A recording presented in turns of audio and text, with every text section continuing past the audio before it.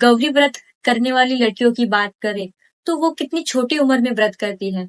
उनको ये भी नहीं पता होता कि व्रत क्या होता है। उनको घर में सिखाते हैं कि गौरी व्रत का मतलब सुबह उठ के नियमित रूप से नहाना, नए कपड़े पहनना, पूजा पाठ करना, दोस्तों के साथ घूमना फिरना, गाना बजाना और अच्छा अच्छा खाना खा। इसके अलावा यह भी सिखाया जाता है कि भविष्य में आपको अच्छा वर मिले, इसलिए गौरी व्रत करना पड़ता है। नाबालिग उम्र में बच्चों के दिमाग में यह बात बिठाई जाती है कि पूजा पाठ करने से, व्रत करने से भगवान या देविया शक्ति प्रसन्न होती है और जो चाहो वो पा सकते हैं।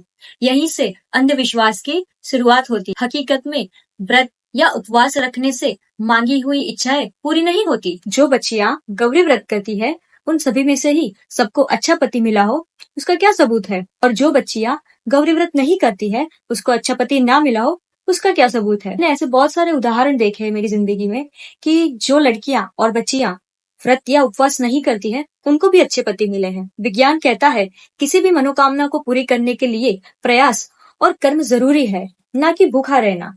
अच्छा जीवन साथी आपकी समझदारी, शिक्षा, आपसी सम्मान और विचारों की समानता से मिलेगा, ना ही व्रत या उपवास करने से।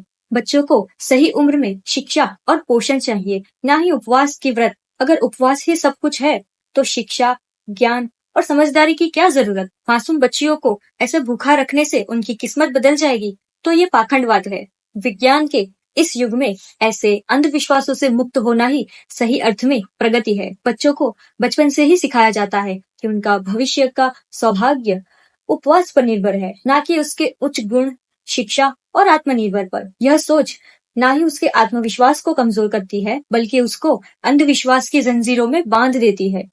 ऐसे ही कई परंपराएं सदियों पहले कुछ ब्राह्मणों, पुरोहितों और धर्म के ठेकेदारों ने बनाई थी, ताकि लोगों को डर और लोभ में रहकर अपना स्वार्थ सिद्ध कर पाए।